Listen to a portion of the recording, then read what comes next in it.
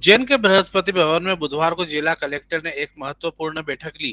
बैठक में स्वास्थ्य अधिकारी के साथ ही पुलिस प्रशासन के तमाम अधिकारी मौजूद रहे। यहां जिला कलेक्टर आशीष सिंह ने जानकारी देते हुए बताया कि कोरोना को लेकर स्थिति गंभीर बनी हुई है। केस ज्यादा है। एक दिन बाद 6 जनवरी को सख्ती की जाएगी। बगैर मास्क के लोगों पर सख्त कार्रवाई की जाएगी। रोको टोको अभियान शुरू किया जाएगा और साथ ही चालानी कार्यवाही की जाएगी।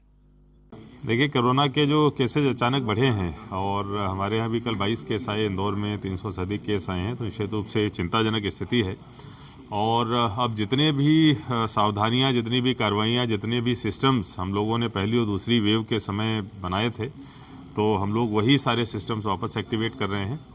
और प्राइवेट अस्पतालों के साथ बैठक करके उनके यहाँ जो फीवर क्लिनिक बनने होते हैं, उनके यहाँ जो क्लिनिकल ट्रीटमेंट का प्रोटोकॉल जो निर्धारित होता है, उसके संबंध में चर्चा हुई है। और सभी प्राइवेट अस्पतालों ने इस संबंध में अपनी सहमति भी व्यक्त करी है। कल से वहाँ पर इलाज और भर्तियाँ जो है वो चालू हो जाएंगी।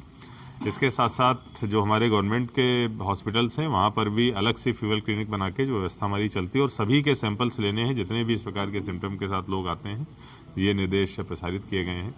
इसके साथ साथ पुलिस और नगर निगम के साथ में बड़े पैमाने पर कल से रोको टोको अभियान, जिसमें कि मास्क न लगाने पर जो फाइन का प्रावधान है, उसको हम लोग कल से जरूर सुनिश्चित कराएंगे। और आप लोगों के माध्यम से मैं सबसे अपील भी करता हूं, कृपया मास्क पहन कर ही घर से बाहर निकलें, क्योंकि कल से हम लोग बड़े पैमाने पर स्पॉट फाइन की कार्रवाई शुरू करने वाले हैं। इसके साथ साथ जो हमारे इंसिडेंट कमांडर्स हैं, वो जो लोग होम आइसोलेशन में हैं, उनके यहाँ प्रॉपर कंटेनमेंट बने, बैरिकेडिंग बने, और उनकी मॉनिटरिंग जो हमारी डिस्ट्रिक्ट कंट्रोल कमांड सेंटर से हो रही है, लगातार उनको फ़ोन जा रहे हैं नहीं जा रहे हैं, उनको दवाइयों की किट मिल रही है नहीं मिल रही, ये सारी चीज़ों की मॉनिटरिंग कल से शुरू करेंगे। सर, इसमें किस प्रकार से आगे चलकर कुछ खुली जेल का ऑप्शन ऐसा कुछ करा जाएगा? तो देखिए, अभी हमारा ध्यान केवल आप लोगों के माध्यम से और दूसरे माध्यमों से लोगों से अपील करने का है, स्पॉट फाइन पे है। लेकिन अगर हमें लगता है कि 3-4 दिन में भी स्थिति नहीं सुधरी और लोगों के बीच में मास्क लगाने संबंधी जागरूकता अगर पर्याप्त रूप से नहीं फैल पाती है, तो हम लोग सिविल जेल की कार्रवाई पे भी जा सकते हैं।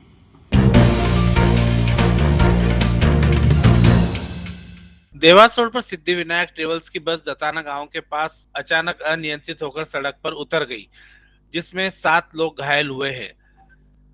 डीएसपी अरविंद तिवारी ने बताया कि सिद्धिविनायक ट्रेवल्स की यात्री बस देवास से उज्जैन की तरफ यात्रा कर रही थी। यात्रियों के अनुसार ड्राइवर काफी तेज गति से गाड़ी चला रहा था। यात्रियों ने उससे कहा कि गाड़ी धीमी करो, लेकिन ड्राइवर नहीं माना और दताना गांव के मोड़ पर बस अनियंत्रित होकर कच्ची सड़क पर खेत के गड्ढे में उतर गई। गनीमत रही कि सामने बिजली के पोल से टकराई और कीचड़ में पहिए फंस गए। अभी तो बड़ा हादसा होता और कई लोगों की जान चली जाती। सूचना मिलने पर पुलिस पहुंची और ग्रामीणों की मदद से घायलों को जिला अस्पताल पहुंचाया। ये बस है जो देवास की तरफ से उज्जैन आ रही थी। ये ऐसा देख करके ऐसा लग रहा है कि गाड़ी ज़्यादा स्पीड में थी, इस कारण से वो टर्न पे ठीक से मोड़ नहीं पाया और ये गाड़ी उतर गई, और उतर करके आगे ये खंबे से टकरा गई और कीचड़ भी था, इस कारण से ये रुक गई है। और इसमें लगभग 7 लोग घायल हुए हैं, बट कोई गंभीर घायल नहीं है, सामान्य चोटें हैं जो गाड़ी के उतरने के कारण उनको लगी है। सर, ड्राइवर का कुछ पता चला? ड्राइवर को कुछ चोट आई है? ड्राइवर की क्या स्थिति है? लोगों से जो चर्चा हुई थी बस में जो बैठे हुए थे, उन्होंने बताया कि ड्राइवर को भी चोट लगी है, लेकिन वो गाड़ी छोड़ करके भाग गया है।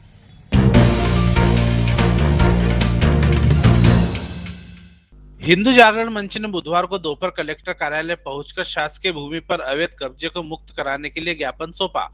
जिला प्रचार प्रमुख हेमंत सोनी एवं महिला मंडल की नीलू चौहान ने बताया, अंकपात मार्ग काजीपुरा के समीप ग्यास का बाड़ा स्थित शासकीय भूमि पर कुछ सालों से आपराधिक प्रवृत्ति के भूमाफिया रफीक, पिता अब्दुल शब्बीर कुरैशी और उसके भाई शफीक उर्फ मुन्ना निवासी नईम बेग मार्ग ने षड्यंत्र पूर्वक अवैध कब्जा कर लिया है।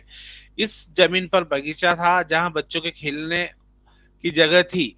इस जमीन पर भूमाफियाओं ने पक्का निर्माण कर गेट लगाकर अतिक्रमण कर लिया है।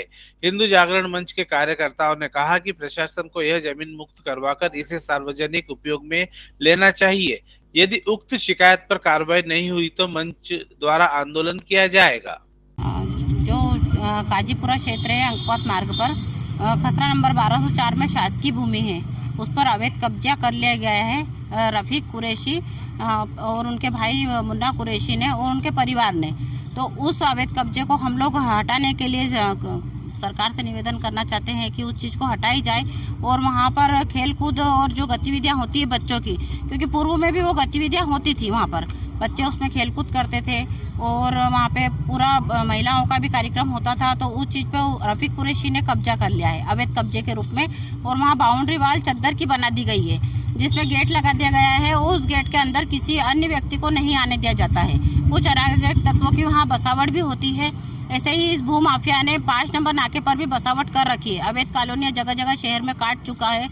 तो हम लोगों का यही निवेदन है कि इस पे सख्त से सख्त कार्रवाई की जाए एवं जो अवैध कब्जा कर रखा है उसको मुक्त कराया जाए। कितनी जमीन इस पर अवैध कब्जा किया गया और कितने समय से पंचायत किया जाएगा?